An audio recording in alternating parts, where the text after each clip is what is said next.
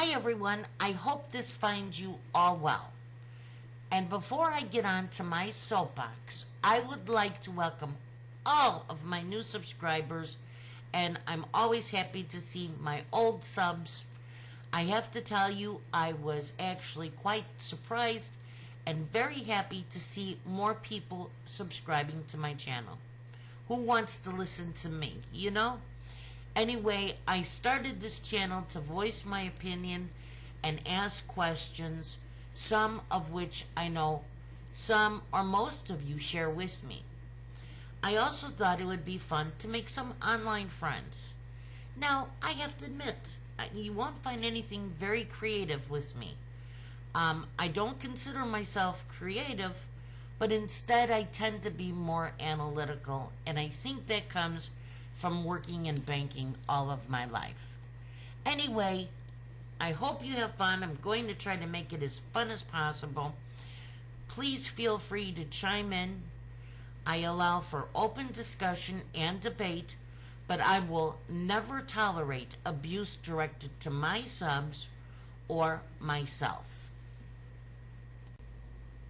And please let me know what cases you want to discuss or what topics. We don't have to do all true crime.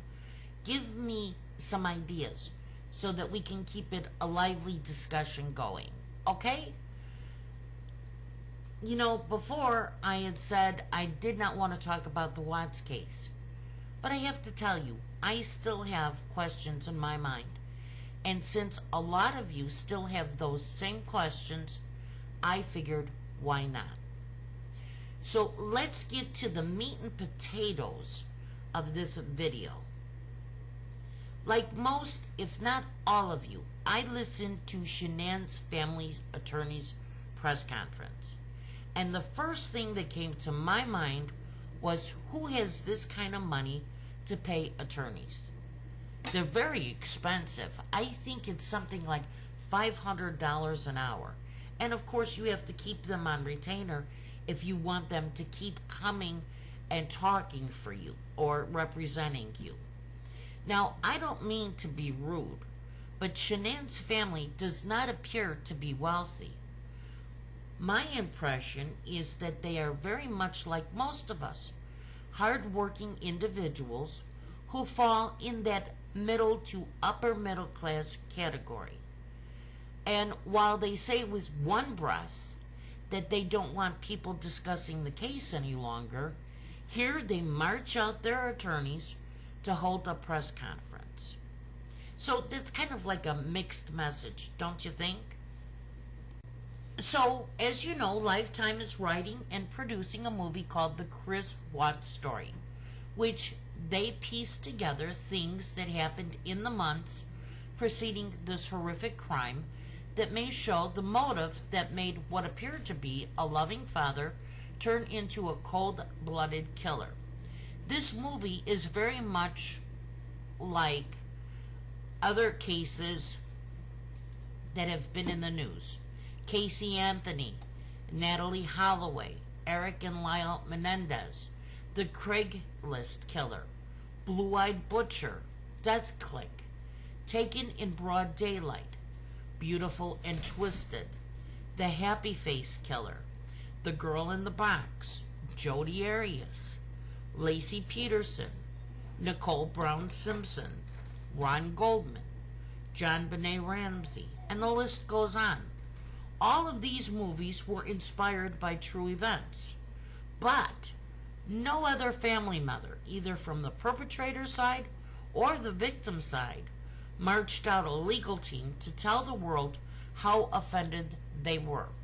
The only family members that I remember making, I would say, interviews or having interviews on TV were the Ramseys, but they were extremely wealthy. They weren't middle class or upper middle class. And while I understand that watching the depiction of their daughter being strangled, eliciting feelings of anger, hurt, and pain, you know, the first thing I thought of was, because I have not seen a trailer or a preview, was, doesn't the smothering of Bella and Cece, and then putting their bodies into oil batteries evoke those same feelings? Now, it could have been an oversight by the attorneys not to mention them, but we must never forget the two little girls and the little unborn baby boy, Nico, who came from a rather obvious and dysfunctional family. And yes, it was a very dysfunctional family. Now, on one side of the coin, as a mother, if one of my children were murdered, yeah, I probably wouldn't be happy about Lifetime. I don't think that I would have any feelings about Lifetime putting a movie out. I just would not watch it. I just would, I must be much different than Shanann's parents. I just would avoid any talk about the murder. I would avoid the movie. I promise you that Lifetime's not going to send any armed men out to their home and force them to watch the movie. Lifetime has made too many to count movies based on true crime. And I have never heard a family member of another victim march out their attorneys to talk about how distasteful they think the movie is. The Rzuceks also said that Lifetime, the actors and actresses, didn't reach out and consult with them to get an accurate portrayal of the family. Well, of course not. It's a movie. It is not a documentary. And for those of us that watch Lifetime and have watched Lifetime for a very long time, we can tell you that it's based on real events. It doesn't say these are true and accurate events. It's a movie, plain and simple. They go on to say that if people want to get an accurate depiction of their daughter, they need to look elsewhere. And they say that people are defaming Shanann, Bella, and Cece. Nobody's defaming anybody. People are having discussions. And I have to tell you, had there been a trial, skeletons from both parties would be brought out. All I have to tell the Rzuceks is look at Travis Alexander. He too was a murder victim. He was accused of being a pedophile. He was accused of abusing Jody.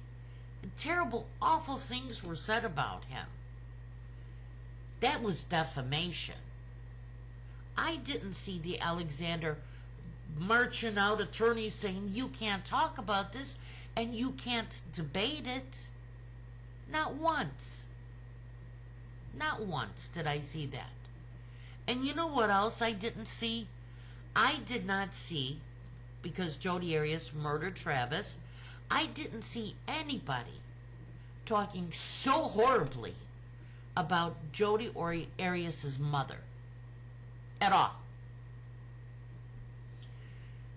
And, there was some discussion, but this poor Cindy Watts has take punches up one side, down the other. Nobody did that to Jodi Arias' mother. No one. No one said, oh my God, look at, she's a horrible mother. At all. Or she's got blood on her hands. Not one person said that. Only with this case. But nobody is defaming anybody. We're adults. We are having a conversation, a debate. There was no trial. The only quote-unquote evidence that we have seen, as the public community has seen, is a confession from Chris Watts. But he didn't make just one confession. He made 3 of them. So we don't know what the truth is, because there was no defense attorney bringing forward information that showed why or why not it was possible that he did kill Shanann because she killed her children. We don't know. We absolutely don't know. And and I have to say, as a mother, I wouldn't want to hear people talking about my daughter in a negative way. So do you know what I would have done? I would have stayed off of social media. I would not watch the Lifetime movie. And I certainly would not have groups coming to me, these reputation groups, coming to me and telling me about people who were quote unquote defaming Shanann. Wait. They're defaming Bella and Cece too. Nobody's talking about these children. All we hear is how wonderful Shanann was. And I'm sure that she was a good daughter. I don't think she was a criminal, but she was no saint. And we know that. Nobody is saying anything else. We can discuss this. The last time I checked, the United States flag still flies in my front yard. And we all enjoy freedom of speech. And we have the God-given freedom to our own opinion. So if we debate in an adult manner, no one should have issue with it. The family said they've been harassed and people have been bullying them. Let's talk about harassment and bullying. It hasn't happened to me because I keep a pretty low profile. No, I take that back. On my last video with the house, the GoFundMe, I had some comments that quickly were removed from the channel. The family's concerned about outside parties profiting off the tragedy.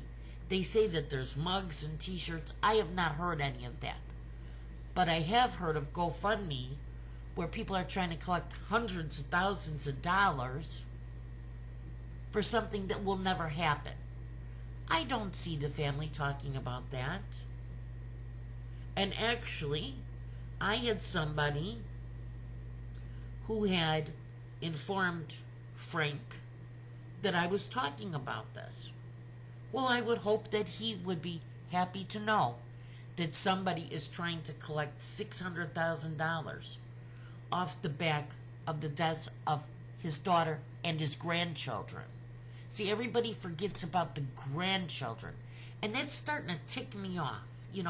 They're upset about seeing their daughter strangled, which I understand. Please don't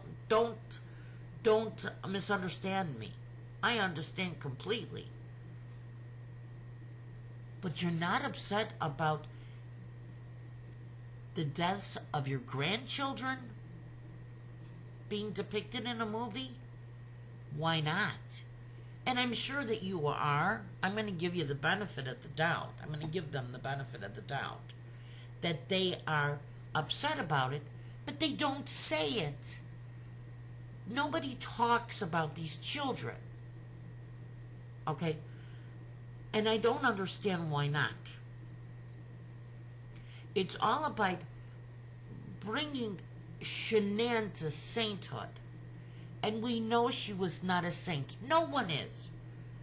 You're not a saint, and I'm not a saint. And Shanann certainly was not a saint. Does this make her a bad person? No, it doesn't. We know that she was, she had her faults. She fell for this MLM garbage. We know that she had poor credit. See, this is my forte. When you have poor credit, that tells me a lot about you. You're living outside of your lifestyle. You're living beyond your means. But this does not make her a bad person, and it certainly does not justify why she has been either murdered or took her own life or whatever it is. I don't know. None of us will know. Because, of course, there was no trial. And, thinking that people are bullying you You know, when they seat a jury, there are 12 jurors, and sometimes jurors don't agree. Some find the evidence to be compelling and prove beyond a reasonable doubt that someone has done something. And sometimes there's people in the jury that don't find that. So, I'm thinking it's maybe good that there was no jury, because I think they'd have to go into hiding at this point. I don't know. You know what, everybody? Let me know what you think. Put your comments below. If you know of anybody else who might be interested, the more the merrier. If not, that's fine. I'm happy with this little group. Talk to you soon.